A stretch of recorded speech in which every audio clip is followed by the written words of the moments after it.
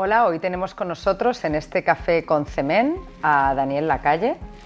Placer tenerte aquí. Daniel Lacalle es economista, doctor en economía, speaker internacional y también gestor de fondos. Daniel ha vivido en muchísimos países además, con lo cual nos puede dar una visión muy global de la mediación desde el ángulo de la economía. Gracias por acompañarnos, Daniel. Muchísimas gracias a ti y a todos vosotros por invitarme. Qué gusto estar aquí en este café. Deseando escucharte. Además, queríamos empezar con la siguiente pregunta, ¿no? Vivimos en un mundo en el que la economía juega un papel clave, ¿no? Y ahora estamos pasando un momento de cierta incertidumbre, ¿no? También a nivel económico, y queríamos saber cuál es tu punto de vista desde el ángulo económico, en qué puede beneficiar la mediación y la cultura del acuerdo. Verás, España es un país de pequeñas y medianas empresas, eso es lo que se repite constantemente. Pero España no es un país de pequeñas y medianas empresas, es un país de microempresas. El 55% de las empresas son una persona con un teléfono y un maletín, probablemente sin maletín. Entonces, tenemos que ser conscientes del problema o la realidad del tamaño empresarial en España. Empresas mucho más pequeñas y además también las pymes más pequeñas que la media de la Unión Europea y también las grandes, para saber por qué debemos buscar medidas para llevar a cabo resolución de conflictos de manera que no suponga un deterioro económico brutal para esas empresas. Precisamente el hecho de que es un país de muy pequeñas empresas, lo que demuestra es que el proceso de litigio, que es lento, que es caro y que además es mucho más complejo y lleva mucho más tiempo para los gestores en cuanto a pérdida de horas de gestión, etcétera, que hay mecanismos mucho más sencillos, efectivos y además económicamente mucho más interesantes, como son el de la mediación. Además, en un país en el que la mayoría de las empresas que tienen conflictos económicos tienen la intención de continuar cooperando con la empresa con la que tienen algún desacuerdo. Daniel, y en este sentido me gustaría preguntarte, en todas estas empresas grandes y pequeñas, todos estos conflictos que son inherentes, ¿no?, al tráfico jurídico tienen un impacto y un reflejo también en las cuentas anuales. ¿Cómo puede ayudar la mediación a tener ese beneficio económico sacando estos conflictos de sus cuentas? ¿Cómo impactan estos conflictos en las cuentas? En un país de empresas tan pequeñas como es España, un litigio relevante para una pequeña empresa le puede costar más del 100% del beneficio neto de un año, que no es poco, obviamente. Y desde luego tenemos que saber que esas provisiones además pesan durante mucho tiempo mientras está en marcha la decisión o se llega a una decisión. Pero además es el tiempo que conlleva para los gestores de la empresa. Y claro, un proceso de mediación es muchísimo más rápido, muchísimo más barato, pero sobre todo muchísimo más rápido. En Estados Unidos los procesos de mediación se dirimen en un par de días, a lo mejor incluso en menos, ¿no? Y eso ayuda muchísimo precisamente para limitar el coste económico y para reducir masivamente el coste económico, no solamente el coste de llevar a cabo el proceso de mediación, sino además el coste de tener que hacer una provisión ante una posible pérdida que a lo mejor no se va a transformar en realidad, ¿no?, pero que sí que pesa con respecto a la capacidad crediticia de la empresa. Por ejemplo, una empresa que tiene una fuerte provisión va a tener muchas más dificultades para acceder a financiación que una empresa que no tenga, digamos, que la espada de Damocles de un litigio importante, ¿no? Tú que has vivido, Daniel, en Estados Unidos, en Inglaterra, ¿crees que, y allí es público y notorio que se trabaja, ¿no?, las empresas acuden mucho más al remedio, al recurso a la mediación, ¿crees que en gran medida es precisamente por este incentivo económico o cuál crees que es la razón que subyace para que allí esto pues sea una realidad que funcione a nivel empresarial con mucha más soltura que aquí todavía en España, pero me atrevería a decir en Europa, en el resto de los países no anglosajones. Sí, yo creo que lo que ocurre en los países anglosajones es que hay una evidencia incuestionable, nadie duda que un litigio es carísimo, ¿no? Eso es lo primero. Entonces eso ya de entrada es, digamos, una decisión, te lleva a tomar una decisión más rápidamente. Yo creo que otro factor importantísimo es el del tiempo. Las empresas se encuentran con mucha más capacidad de continuar colaborando y continuar cooperando, porque sobre todo lo importante del proceso de mediación es que la inmensa mayoría de esas empresas no tienen como intención que eso sea una especie de final de su actividad conjunta, sino continuar colaborando, ¿no? Entonces, por ejemplo, en el sector financiero, donde yo trabajo, la mediación ocurre, yo te digo que casi naturalmente, constantemente, sobre todo en procesos en los que una persona se va de una empresa o en los que hay un periodo de conflicto de intereses, en el cambio de un fondo de inversión a otro, todo tipo de factores. Entonces, se utiliza mucho más porque se ve rápidamente que es mucho más rápido y muchísimo más barato.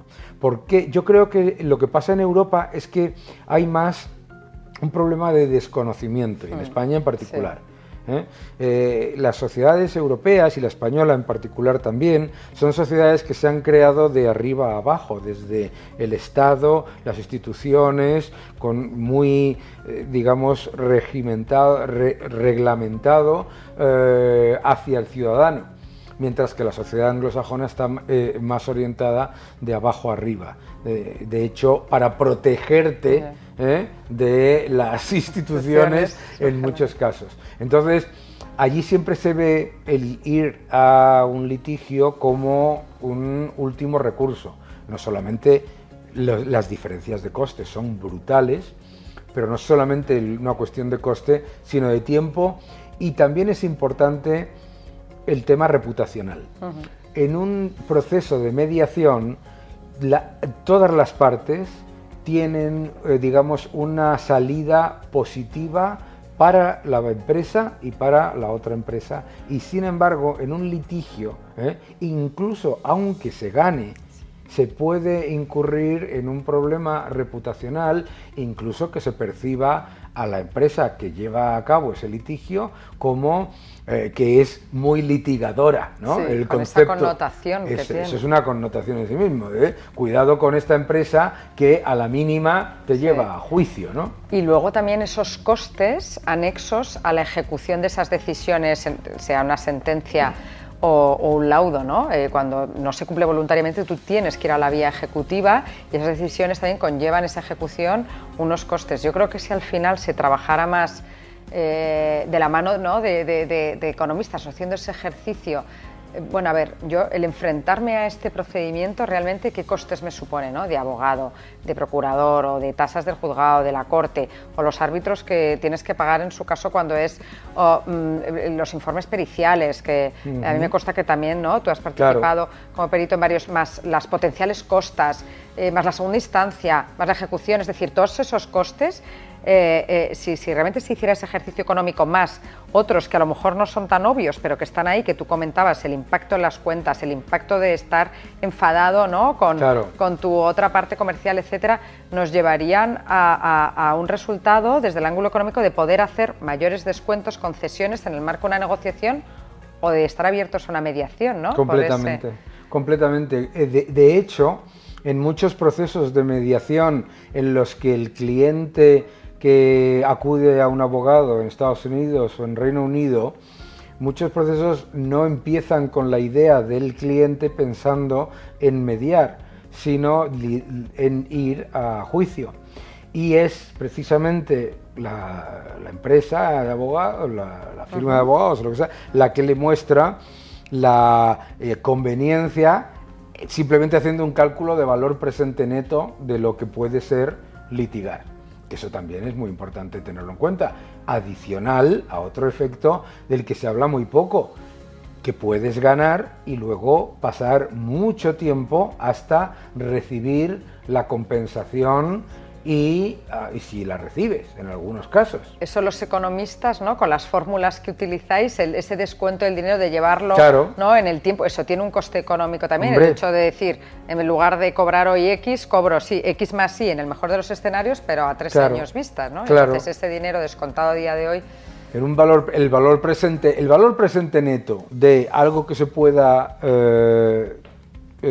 arreglar desde mediación, comparado con ir a litigio, vamos, es infinitamente superior, para empezar. ¿Y por qué digo infinitamente? ¿No? Para empezar, porque es que en la segunda, en el peor escenario, si haces 3 escenarios, el peor, el mejor y el habitual, si haces el peor escenario es que ganes y que no cobres nada, ¿sabes? Es que es muy importante eso, entenderlo también. Entonces, yo creo que es una cuestión simplemente de conocer una herramienta que no es muy típica, pero que en un mundo en el que ya no es tan, digamos, raro tener conflictos por contratos, por entendimiento de unas cláusulas, etcétera, en un mundo en el que cada vez hay mayor actividad con el extranjero, etcétera, etcétera, y sobre todo en un mundo en el que la inmensa mayoría de las empresas lo que quieren es continuar trabajando con la empresa con la que tienen una diferencia, hay herramientas que son muchísimo más atractivas y muchísimo menos onerosas, como es la de la mediación, claro. Sí, ahí me quedo con la parte de no hagamos punto y final en esas relaciones, hagamos un punto y seguido para continuar con esa conversación. Claro, en el caso del mundo financiero es muy típico porque cualquier persona, la gente sabe que el mundo financiero es muy amplio y es grandísimo, pero muy pequeño a la vez. Sí. Y entonces que siempre la probabilidad de que te vayas a encontrar en el futuro con las empresas o las personas con las que estás, bueno, pues con las que tienes una diferencia de valoración de algún elemento es muy alta. Entonces merece la pena utilizar este método, ¿no? Y Daniel, ya para terminar, ¿cuál crees que podría ser la clave para ayudar que a nivel empresarial, ¿no? Para convencer a los empresarios de que den una oportunidad, de que prueben la mediación? ¿Qué consejo nos daría Daniel Lacalle para impulsar este método? Pues yo creo que hay varias cosas que hay que hacer. La primera es una labor de pedagogía. Muchísima gente es que no sabe ni siquiera que existe como herramienta. La segunda es mostrarle a los empresarios toda esa cantidad de costes que comentábamos antes del proceso de litigio, que en muchos casos, al verlos separados, pues a lo mejor no están dándose cuenta de la cantidad de coste de capital que está suponiendo para su empresa y su día a día, ¿no? Yo creo que es entender dos cosas, que no hay absolutamente nada malo en el proceso de litigio, pero que es que tiene que tener, que como todas las herramientas, tiene que ser muy específica para unos casos muy específicos, ¿no? Y que los empresarios entiendan que hay un coste reputacional que tampoco es fácil para ellos analizar a corto plazo. Entonces ese análisis de valor presente neto, de decir, porque todo el mundo sabe lo lenta que es la justicia, en eso no vamos a debatir, ¿no? Entonces, haga usted el cálculo de pasarse 3-4 años esperando con todos los factores que ello lleva con respecto a solucionar las cosas de una manera amigable a muy corto plazo, que también me parece muy interesante, ¿no? Sí. Me quedo con lo del valor presente neto, a ver si lo tenemos todos muy presente, ¿no? Y nos ayuda en esa toma de decisión. De nuevo, gracias por habernos acompañado, ha sido un gusto tenerte hoy aquí en este Café con CEMEM y esperamos volverte a ver muy pronto. Muchísimas gracias, ha sido un gusto.